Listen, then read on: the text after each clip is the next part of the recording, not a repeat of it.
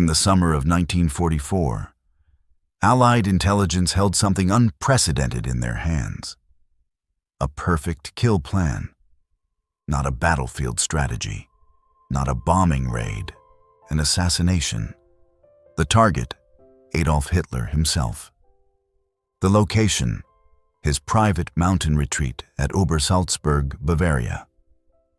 The method, a single sniper bullet during his daily morning walk. The codename, Operation Foxley. Most people believe Hitler died by his own hand in April 1945, cornered in a Berlin bunker as the Reich crumbled around him. That much is true. What they don't know is this. Britain's Special Operations Executive had developed a viable plan to kill him 10 months earlier, and it came within days of execution. Then, at the last possible moment, they called it off. Not because they couldn't do it, but because they were terrified of what would happen if they succeeded. By mid-1944, the war had turned decisively against Nazi Germany. D-Day had opened the Western Front. The Red Army was advancing relentlessly from the east. The Luftwaffe was shattered. Germany's industrial heartland lay in ruins beneath waves of Allied bombers. But the killing continued. Every week, Hitler remained alive. Thousands more soldiers and civilians died. Britain's Special Operations Executive, Churchill's Sabotage and Assassination Bureau, had been studying Hitler's movements for years. They knew his routines, his security protocols, his psychology. They knew he visited Obersalzberg, his alpine sanctuary near Berchtesgaden, with predictable regularity. They knew he took a 20-minute walk each morning to a nearby tea house, often with minimal security. They knew the terrain, wooded, mountainous, full of concealment. And they had assets, German defectors with intimate knowledge of the compound. Detailed reconnaissance photographs, topographic maps marked with sight lines and escape routes. The plan was elegant in its simplicity. Insert a small SOE team, possibly just one sniper, into the mountains above the Berghof. Wait for Hitler's morning walk. One clean shot from elevated cover. Immediate exfiltration before the chaos could organize into pursuit. No close quarters combat. No bombs that might kill bystanders. No elaborate infiltration. Just patient reconnaissance, professional marksmanship, and a single moment of opportunity. By August 1944, Operation Foxley had moved from theoretical study to operational planning. The machinery was in motion. The SOE's planning group worked in complete secrecy, housed in a nondescript office building on Baker Street, London. Major H.B. Court led the detailed operational design. His report, dated November 1944, ran to dozens of pages. Site reconnaissance, weapon specifications, infiltration routes, contingency protocols. They considered multiple approaches. A sniper attack during Hitler's morning walk remained the primary option. Analysis suggested it had the highest probability of success with the lowest risk of Allied casualties. But they developed alternatives. A car bomb along his motorcade route. Poison introduced into the Berghof's water supply. Even a kamikaze attack by a captured Luftwaffe pilot turned double agent. Each method was studied with clinical precision. For the sniper option, they selected specific weapons. A .30-06 Springfield rifle with telescopic sight. Subsonic ammunition to reduce noise. Cold weather camouflage appropriate to alpine terrain in autumn. They identified potential shooters from SOE's pool of experienced operatives, men who had survived years of clandestine operations behind enemy lines. They mapped Hitler's walking route down to the meter. Distance to target, approximately 200 yards. Angle of fire, slightly downward from elevated position. Wind conditions, generally predictable in early morning. Visibility, excellent in clear weather, which Obersalzberg enjoyed frequently. The escape plan called for immediate withdrawal into dense forest, then down into valleys where local Austrian resistance contacts could provide shelter and false documentation for movement toward Switzerland or Allied-held Italy. Probability of mission success, assessed at 70 to 80%.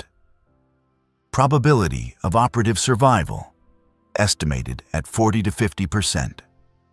By late 1944, everything was ready. The plan was complete. The approval chain was clear. All that remained was Churchill's final authorization. And then something unexpected happened. The planners began to doubt. The questions came not from squeamishness about assassination.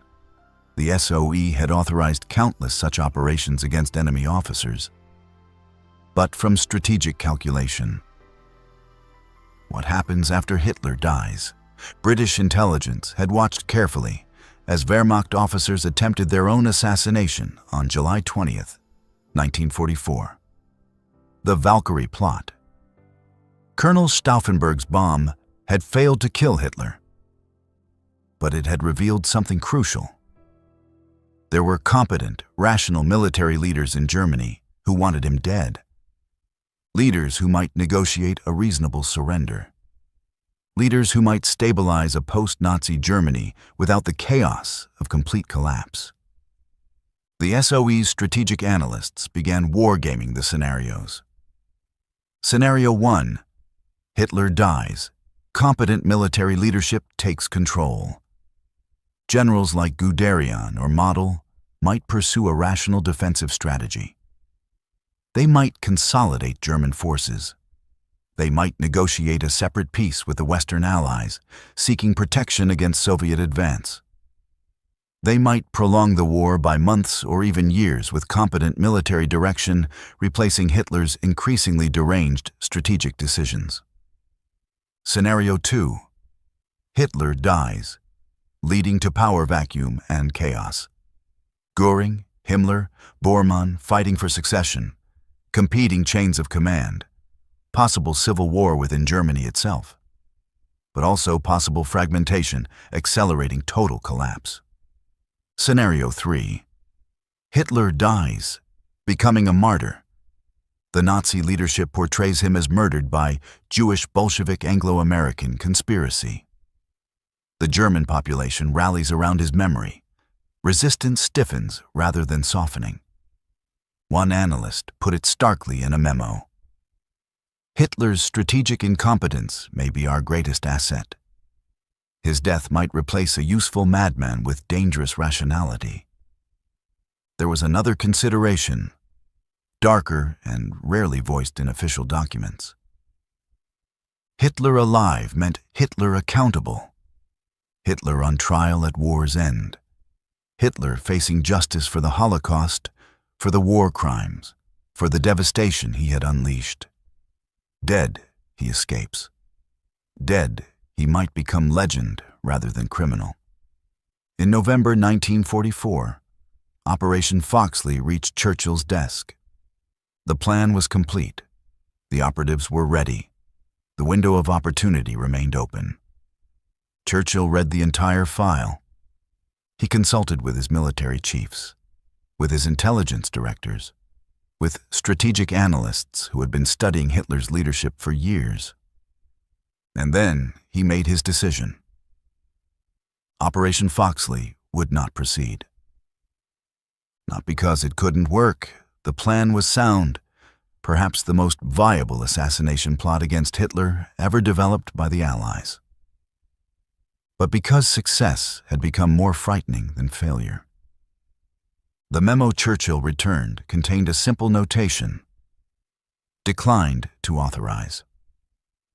No elaborate explanation, no dramatic confrontation, just a bureaucratic decision that Hitler would die by history's hand, not Britain's. The SOE operative stood down. The weapons were returned to inventory. The reconnaissance files were classified. Hitler would live another 6 months. Long enough to see his Reich collapse completely. Long enough to face the reality of total defeat. The bullet that could have killed him was never fired. History followed the path we know. Hitler remained in command through the final catastrophic months. His refusal to allow strategic withdrawals cost Germany hundreds of thousands of additional casualties. His insistence on defending Berlin turned the city into an apocalyptic battlefield. But it also meant the Nazi leadership stayed intact, and therefore fully accountable. When the Red Army entered Berlin in April 1945, Hitler took his own life in his bunker, along with Eva Braun. There was no martyrdom, no mystery, no possibility of legend claiming he had been murdered by foreign agents. Instead, the world saw the complete moral and material bankruptcy of Nazism.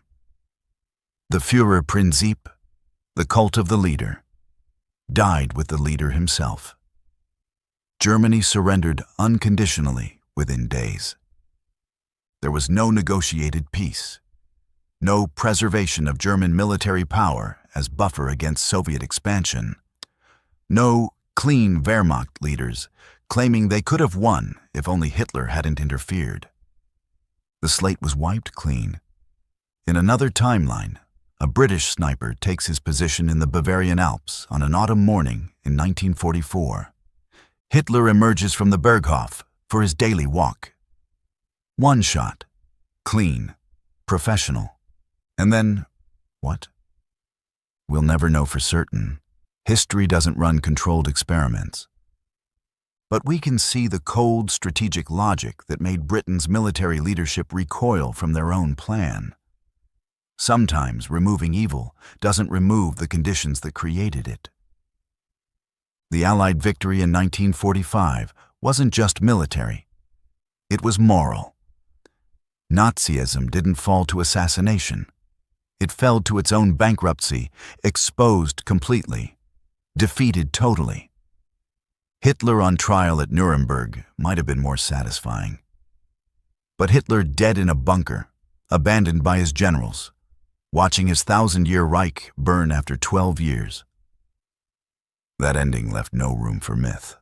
Operation Foxley remains one of history's most fascinating footnotes. The assassination that nearly happened, called off not for lack of ability, but from an abundance of strategic wisdom. Sometimes the hardest decision is letting history take its course.